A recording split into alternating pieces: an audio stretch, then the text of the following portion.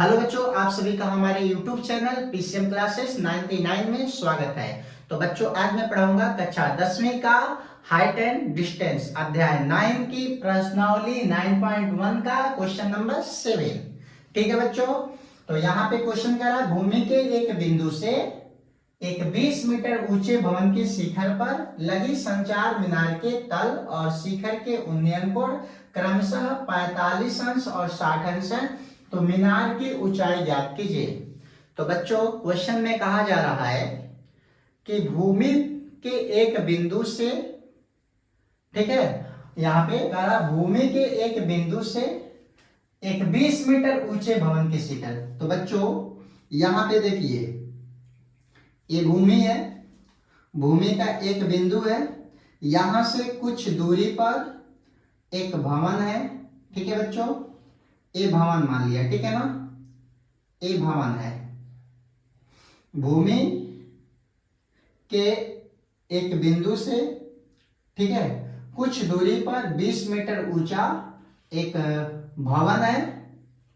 20 metre ऊंचा क्या है बच्चों? एक भवन है। और बिंदु से भवन के बीच की जो दूरी है वो x मीटर है, इसको x मीटर मान लेंगे। फिर कह रहा है प्रश्न में, कहा गया, भवन के शिखर पर, भवन का शिखर यही है, भवन के शिखर पर लगी संचार मीनार।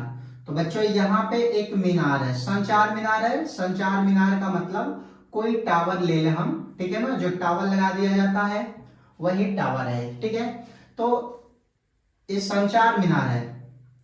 तो कह रहा है संचार मीनार के तल, संचार मीनार का तल है, और शिखर, शिखर ए है, कि उन्नयन कोण क्रमशः 45 अंश और 60 अंश है।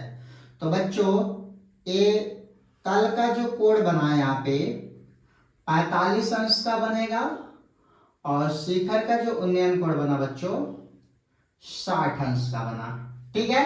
तो कह रहा मीनार की ऊंचाई ज्ञात कीजिए। तो बच्चों ये जो है ना, ये मीनार की ऊंचाई है, और इस मीनार की ऊंचाई को मान लेंगे h। अब नाम दे देते हैं A, B, C, और इस बिंदु का नाम दे देंगे D। ठीक है बच्चों, तो इस बिंदु का नाम दे दिया D। तो यहाँ पे बहुत आसानी से क्वेश्चन को सॉल्व कर लेंगे। तो बच्चों यहाँ पे मान लेंगे, माना मीनार की ऊंचाई h मीटर, ठीक है ना बच्चों। मीनार की ऊंचाई क्या है? h metre. भूमि के बिंदु से भवन की दूरी x मीटर, कोई दिक्कत नहीं है, यहां पे लिख लिया हूं। तो बच्चों एक बार हम त्रिभुज, ठीक है, बड़े वाले में लगा लें, त्रिभुज ABC में। तो ABC कितने का है? 60 अंश का। इसको अगर मैं गायब कर दूं तो ABC दिखाई दे रहा है, तो लिख लेंगे त्रिभुज ABC में tan थीटा, थीटा की जगह पे कितना है? 60, ठीक है बच्चों। तो 60 फार्मूला क्या होता है tan का, tan थीटा का, यहां पे लिख लेंगे लाल बटे कक्का।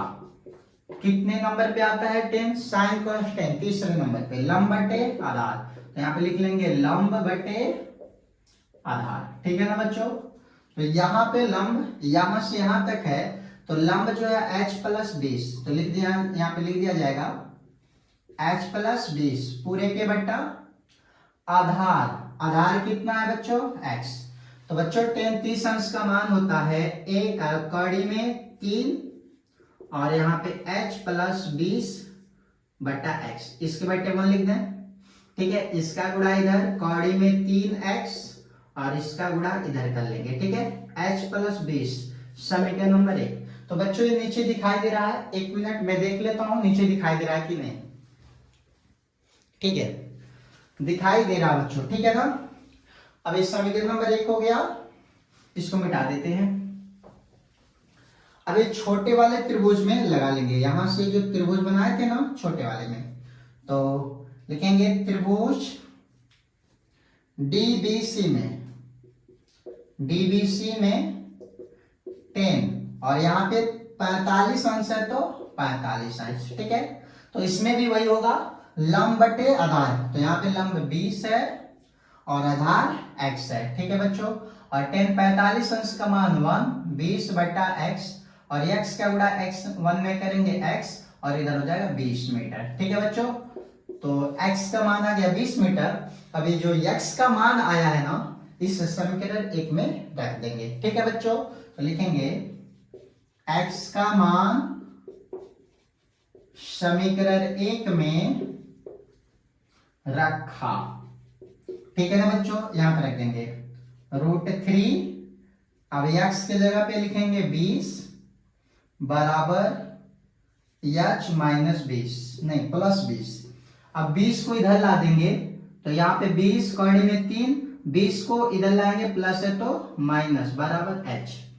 या करके h को पहले कर लें, और इन दोनों में 20 कॉमन है तो 20 बचेगा यहाँ पे √3 और ये -1।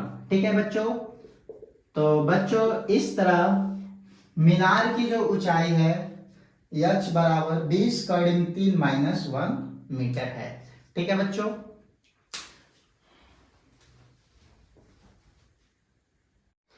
क्वेश्चन नंबर 8 है बच्चों, एक पेड़ के शिखर पर एक 1.6 मीटर ऊंची मूर्ति लगी है। ठीक है, भूमि के एक बिंदु से मूर्ति के शिखर का उन्नयन कोण 60 अंश है, और उसी बिंदु से पेडेस्टल के शिखर का उन्नयन कोण 45 अंश है, तो पेडेस्टल की ऊंचाई ज्ञात कीजिए।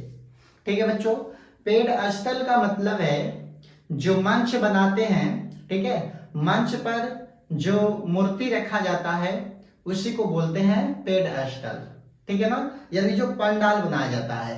तो बच्चों यहाँ पे एक पेडेस्टल के शिखर पर एक 1.6 मीटर ऊंची मूर्ति लगी है। ठीक है बच्चों, तो बच्चों सबसे पहले पेडेस्टल जहां भी होगा जमीन पर ही होगा, तो यहाँ पे बना लेंगे जमीन। ठीक है, और इस जमीन पर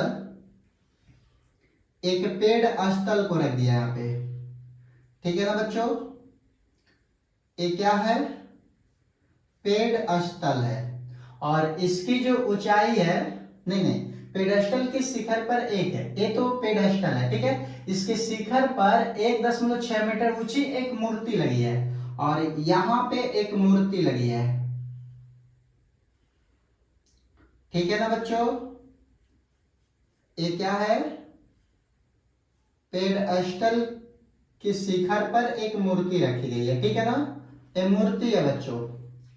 अब यहां पे देखते हैं इनकी जो ऊंचाई है ना, इस पेडेस्टल की जो ऊंचाई है, नहीं पेडेस्टल की ऊपर जो मूर्ति रखी गई है उसकी जो ऊंचाई है 1.6 मीटर है। ठीक है बच्चों, अब भूमि के एक बिंदु से मूर्ति के शिखर का उन्नयन कोण, तो बच्चों भूमि का एक बिंदु है और ये मूर्ति है, मूर्ति के शिखर का, ये जो मूर्ति के शिखर का उन्नयन कोण है जो बच्चों कितने का है, ठीक है 60 अंश का है। ठीक है, फिर कह रहा उसी बिंदु से, यानी उसी बिंदु से पेडेस्टल के शिखर का, तो पेडेस्टल यही ना है, इसके शिखर का उन्नयन कोण 45 अंश का, तो बच्चों ये कितने का है, 45 अंश का। ठीक है ना, तो कह रहा पेडेस्टल की ऊंचाई ज्ञात कीजिए, तो बच्चों इस पेडेस्टल की ऊंचाई को मान लेंगे h। ठीक है, h मीटर, और इनकी बीच की दूरी हो जाएगी x मीटर। ठीक है ना बच्चों, तो बच्चों अब इसका नामकरण कर देते हैं बिंदुओं का। तो यहाँ पे बिंदु का नाम हो जाएगा A, B, C, D। ठीक है बच्चों, तो यहाँ पे मान लेंगे, माना क्या है, पेडेस्टल, पेडेस्टल की ऊंचाई बराबर h मीटर। ठीक है बच्चों, तो पेडेस्टल की ऊंचाई क्या हो गई, h मीटर। ओके, अब हम एक बार बड़े वाले त्रिभुज में लगा दें 10 और एक बार छोटे वाले में, तो लिख लेंगे यहाँ पे त्रिभुज ABC, ABC में क्या लगाएंगे बच्चों, 10 थीटा, यहां से यहां तक के कितना कोण है, 60 अंश का है, तो 60 अंश, तो बच्चों tan थीटा बराबर होता है, यहां पे लिख देते हैं टेन थीटा बराबर होता है लंब बटे आधार, ठीक है ना। टेन थीटा बराबर लंब बटे आधार। तो बच्चों यहां से लेके यहां तक का जो लंब है 1.6 प्लस आधार कितना बच्चों, नहीं 1.6 और ये कितना है h, और आधार जो है x मीटर, ठीक है ना। और tan 60 अंश का मान होता है √3 1.6 प्लस h अपान x, ठीक है ना बच्चों। इसके बेटे मान लिख सकते हैं, इसका गुणा इधर, इसका गुणा इधर। तो √3 का x में गुणा करेंगे तो √3x 1 का मल्टीप्लाई होगा 1.6 प्लस h। तो बच्चों ये समीकरण नंबर 1 बन जाएगा, ठीक है ना। अब इसी तरह छोटे वाले त्रिभुज में कर लेंगे। तो यहां पे लिखेंगे त्रिभुज DBC में फिर 10 लगा देंगे, और यहाँ पे 45 अंश है तो 45 अंश, फिर 10 का फार्मूला लंब बटे आधार। तो लंब तो यहाँ पे h है और आधार x है, ठीक है बच्चों। तो 10 45 अंश का मान 1 होता है, और यहाँ पे h अपान x, x का गुणा 1 में हो जाएगा x, और यह h है तो h, ठीक है बच्चों। समीकरण नंबर 2। हमको तो चाहिए था h का मान, ऊंचाई चाहिए, तो समीकरण 2 से x का मान समीकरण 1 में रख देंगे, ठीक है। तो यहाँ पे लिखेंगे